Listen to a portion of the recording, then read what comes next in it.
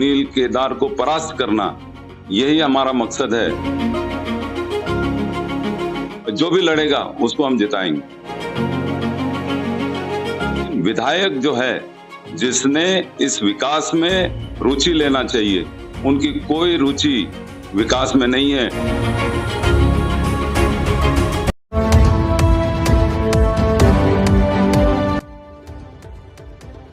भारत के सभी राज्यों की खबर SNS न्यूज चैनल पर, खबर जो आपको रखे सबसे आगे। नमस्कार, मैं विशाल पटेल, खबर SNS टीवी में एक बार फिर से आपका स्वागत है। आइए रुक करते हैं महाराष्ट्र की कुछ खास खबरों की ओर।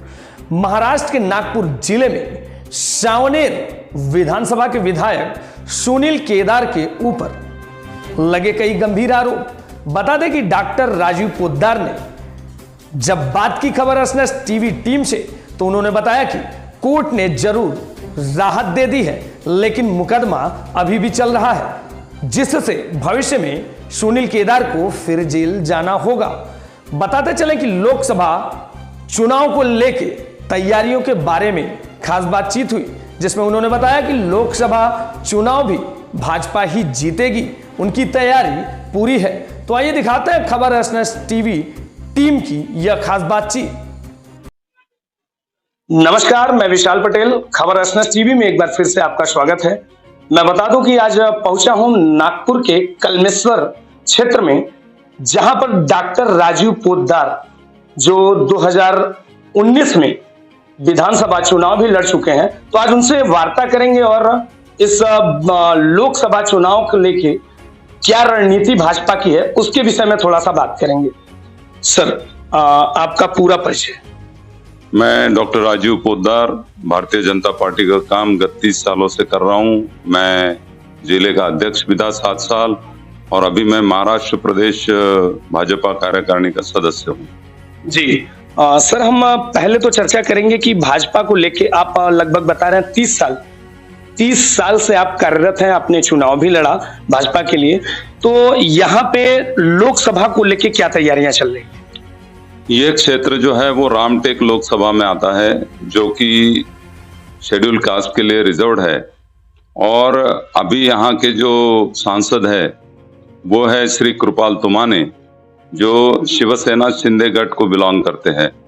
तो अभी वो यहाँ पे सांसद है। अब पूरे नागपुर जिले में भारतीय जनता पार्टी का नेटवर्क बहुत मजबूत है, और इसलिए हमने पार्टी को डिमांड की है कि ये लोकसभा भारतीय जनता पार्टी लड़े, कमल के चिन्ह पे लड़े, ऐसी मांग हमने की है। लेकिन जो भी पार्टी का निर्णय होगा उसके हिसाब से काम करेंगे। यदि ये सीट शिंदे साहब को ही रहेगी, एकनाथ शिंदे जी को, तो उनका भी काम हम पूरी ताकत से करेंगे, और निश्चित तौर पे 100% ये सीट हम चुन के लाएंगे। क्योंकि मैं केवल यह क्षेत्र में नहीं, पूरे नागपुर जिले में काम कर चुका हूँ, काम करता हूँ, और जगह जगह भारतीय जनता पार्टी का नेटवर्क बहुत मजबूत है, और सब लोग तैयार है चुनाव के लिए। जी, मतलब आपका कहना है आप 30 सालों से कहीं ना कहीं कोई भी पार्टी अगर भाजपा से गठबंधन में है, समर्थित पार्टी का कोई भी व्यक्ति अगर चुनाव लड़ता है, तो उसको पूरी तरीके से आपका समर्थन है और यहाँ से जीत दिलाएंगे। सर, एक सवाल और इस समय चल रहा है यहाँ कलमेश्वर में, कह लीजिए पूरे नागपुर में 150 करोड़ बैंक घोटाले को लेके सुनील केदार जी को जिस तरीके से उनके ऊपर मुकदमा किया गया, जेल भेजा गया, फिर तत्काल जमानत मिल गई, तो आपको कहां तक ये सही लगता है? देखिए, ये तो कोर्ट का डिसीजन है, हाई कोर्ट ने डिसीजन लिया और उनको जमानत दे दी गई। लेकिन हमें खुशी है कि 20 सालों से जिस मामले का फैसला कोर्ट में नहीं हो रहा था, उसको श्री ओम प्रकाश कामड़ी जी ने PIL डाल के फॉलो अप लिया।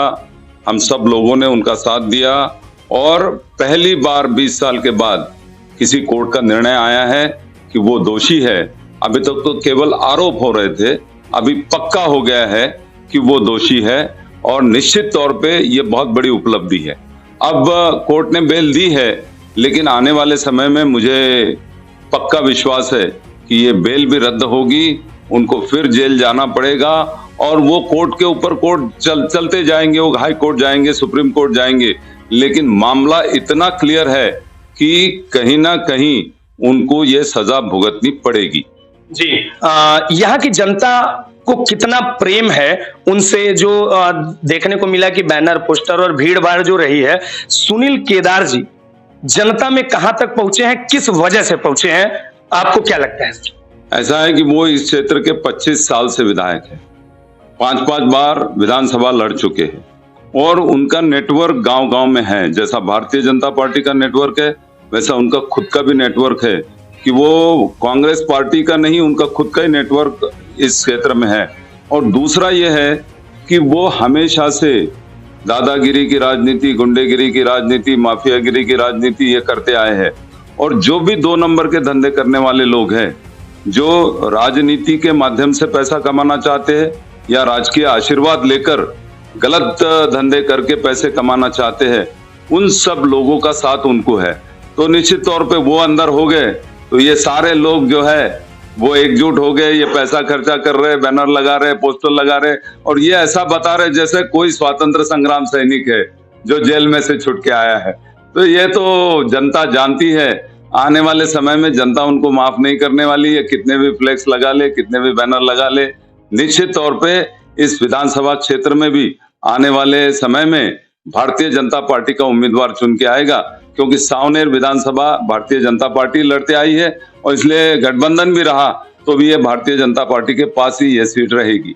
जी, सर, अगला विधानसभा जो होगा अभी भविष्य में, आपको क्या लगता है कि सुनील केदार के सामने अगर कैंडिडेट के रूप में भाजपा ने फिर से आपको चुना तो चुनाव का परिणाम कहां तक बदल सकता है? नहीं, ऐसा है कि हम संगठन के आदमी हैं और इसलिए हमें चुने या किसी और को चुने, जो भी उम्मीदवार हाईकमांड तय करेगी और जिसको भी टिकट मिलेगी उसको चुन के लाना और सुनील केदार को परास्त करना, यही हमारा मकसद है।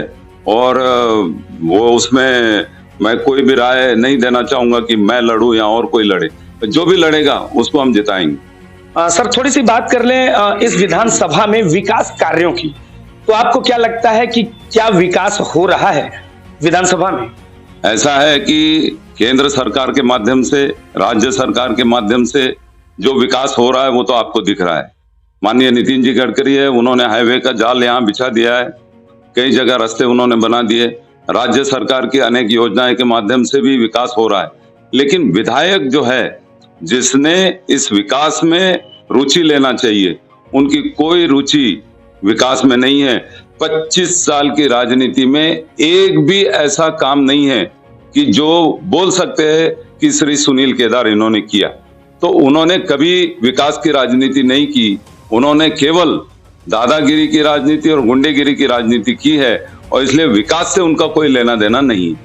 जी, आपका कहने का मतलब है कि कहीं ना कहीं विधानसभा में अगर वो जीत रहे हैं तो उनकी दादागिरी की वजह से, लेकिन भाजपा सरकार जहां भी है, यूपी से लेके कह लीजिए महाराष्ट्र में पीएम नरेंद्र मोदी जी का और सीएम योगी का यूपी में जैसे गुंडों को खत्म किया गया, तो आपको क्या लगता है कि महाराष्ट्र में भी क्या ऐसा होगा?